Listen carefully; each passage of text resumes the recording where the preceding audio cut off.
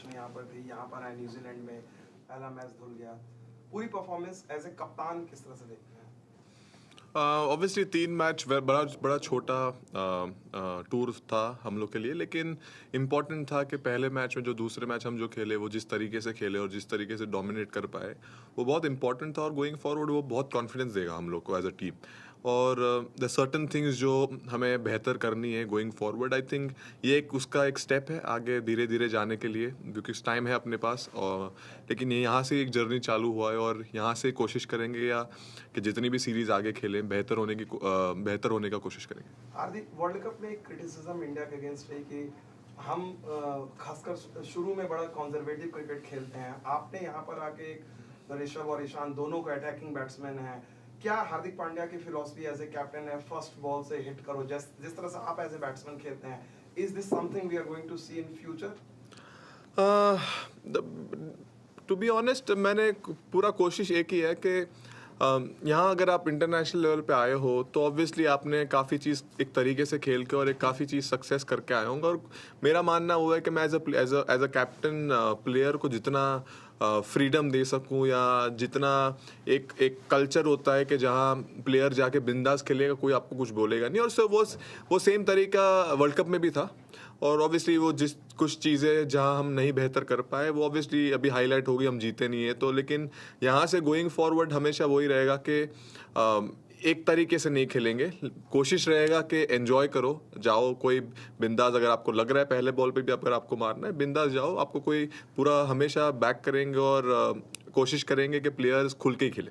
हार्दिक, मैदान में आने से पहले एक डिसीजन मेकिंग कितना क्योंकि बहुत सारे लोग, आपके पास छोटी सीरीज थी, कोई बोल रहा था संजू सैमसन को मौका मिलना चाहिए, कोई उमरान मलिक को, आपके लिए एज ए कैप्टन, आप भी यंग कैप्टन हैं, इस तरह की जो डिफिकल्ट सिचुएशन होती है कैसे आप डील करते हो? पहली बात तो बाहर कौन क्या बोल रहा है उससे ये लेवल पे ज़्यादा फ़र्क नहीं पड़ता है। ये मेरी टीम है, अगर और हम कोच और मेरे को जो ठीक लगेगा, जो साइड हमें चेक करनी है, और अब बहुत समय है, सबको मौका मिलेगा, सबको पूरा मौका मिलेगा, और जब मौका मिलेगा लंबा मौका मिलेगा वो है। लेकिन ज़्यादा डिफिकल्ट नहीं है। अगर बड़ा सीरीज़ होता तो डेफिनेटली, अगर ज़्यादा मैचेस होके तो ऑब्वियसली अपॉर्चुनिटी मिलता, लेकिन जब छोटा है मैं ज़्यादा चिप इन चेंज में बिलीव नहीं करता हूँ और आगे भी बिलीव नहीं करूँगा। और सिंपल था, जो टीम को ज़रूरत थी, जैसे मुझे 6 बॉलिंग ऑप्शन डलाना था, और वो चीज़ आई थिंक ये टूर में आया है, जैसे दीपक ने भी बॉलिंग डाला है कि थोड़े थोड़ा करके ऐसे अगर बैट्समैन चिप इन करते रहेंगे, so eventually in T20 cricket आपके पास बहुत सारे मौके मिल सकते हैं कि अगर कोई गेम जा भी नहीं रहा है तो आप डिक्टेट कर सकते हो कि नए नए बॉलर्स को डला के, और सरप्राइज कर सकते हो बैट्समैन को। Hi Hardik, Aditya Bhattacharya from Hindustan Times.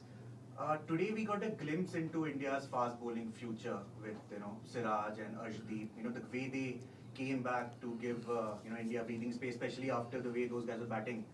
So how happy are you with their progress? Obviously Arshdeep has played a little more lately, but Siraj has gotten fewer chances since making his debut. Especially a word on Siraj and overall progress with their growth.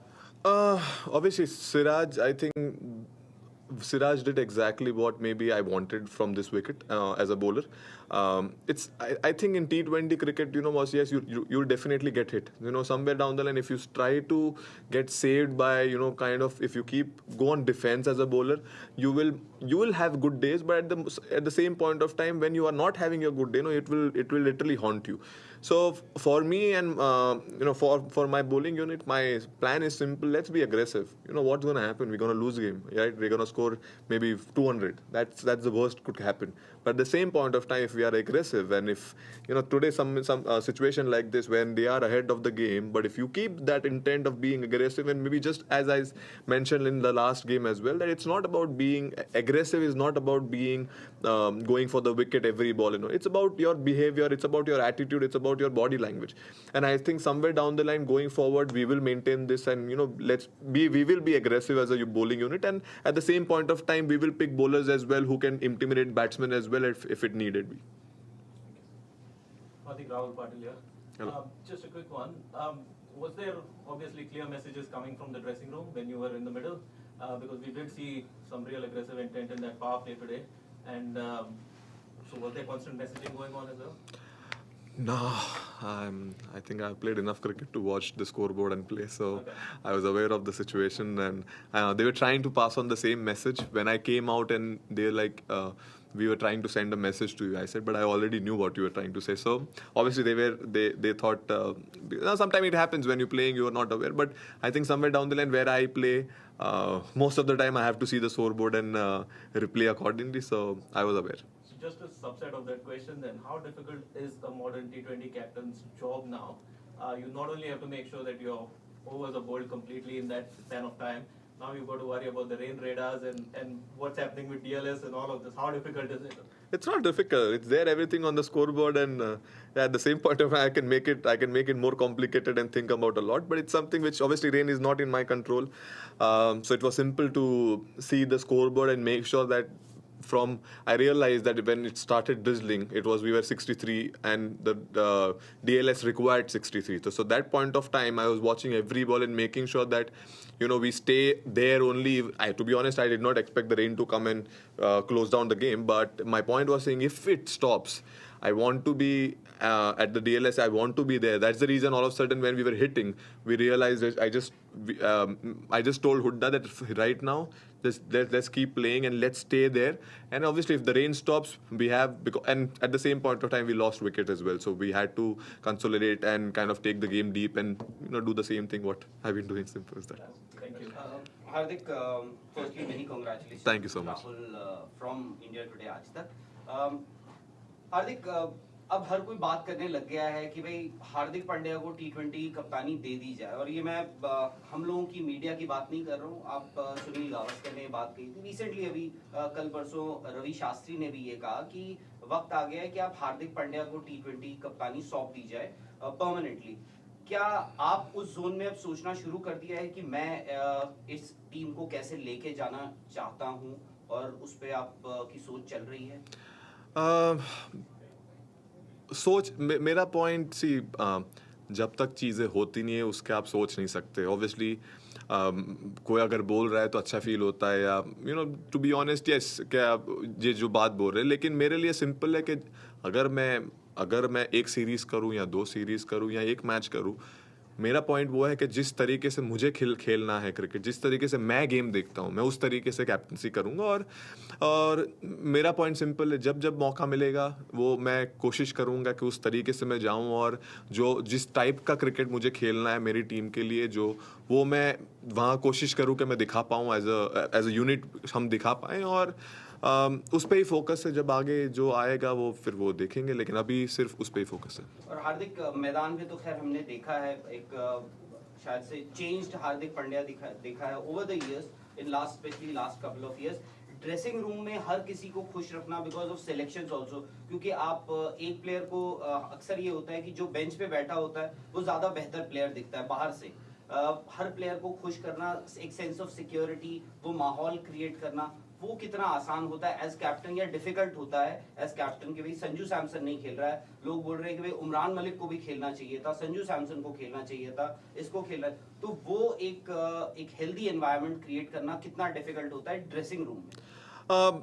Definitely वो difficult नहीं होता, वो किस तरीके से आप handle करें. मेरा सिंपल है, मेरे रिलेशन हर प्लेयर से इक्वली अच्छे हैं, और अगर मैं किसी को नहीं खिला पा रहा हूँ, सो उनको भी पता है कोई पर्सनल है नहीं, वो जिस सिचुएशन में अगर नहीं हो पाया है. और कोशिश वो रहती है कि मैं हमेशा वो मुझे हेल्प करता है, क्योंकि बिकॉज मैं पर्सन ऐसा हूँ कि जो हमेशा लोगों के पास रहा हूँ और हमेशा लोगों को अराउंड रखा है. अगर किसी को मेरी ज़रूरत है तो अगर उन सबको एक मैसेज क्लियर है, अगर आपको थोड़ा भी कुछ लग रहा है, my doors are always open for them to come and have a chat with me, because मैं समझ सकता हूँ उनका भी फीलिंग. अगर किसी को बाहर जैसे for example Sanju Samson unfortunate था, हमको खिलाना था लेकिन कोई चीज़ की वजह से हम नहीं खिला पाए. लेकिन मेरा पॉइंट वो है कि मैं समझ सकता हूँ मैं उनके शूज़ में जाके सोचता हूँ, क्योंकि एज अ क्रिकेटर डिफिकल्ट होता है. आप कितना भी बोल लो इंडिया के लिए खेल रहे हैं, लेकिन अगर आप बाहर कंटिन्यूसली बैठ रहे हैं और मौका नहीं मिल रहा है, सो वो डिफिकल्ट होता है. मैं सिर्फ कोशिश वो करता हूँ कि मैं उनके शूज़ में जाके देखूँ, और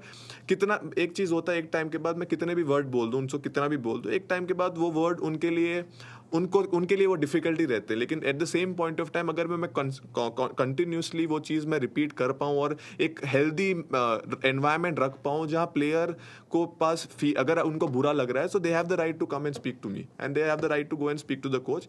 आई थिंक गोइंग फॉरवर्ड वो चीज़ अगर रहा या मेरी टीम में वो चीज़ मेरे को नहीं लगता वो प्रॉब्लम होगा, बिकॉज वो मेरा बिहेवियर और नेचर ही मेरा वैसा है कि मेक श्योर करता हूँ कि सब साथ में हो. And just one. Aaj you played 6 batsmen and 5 bowlers. Was it a conscious decision, tactical move that you wanted to go in with 6 batsmen and 5 bowlers?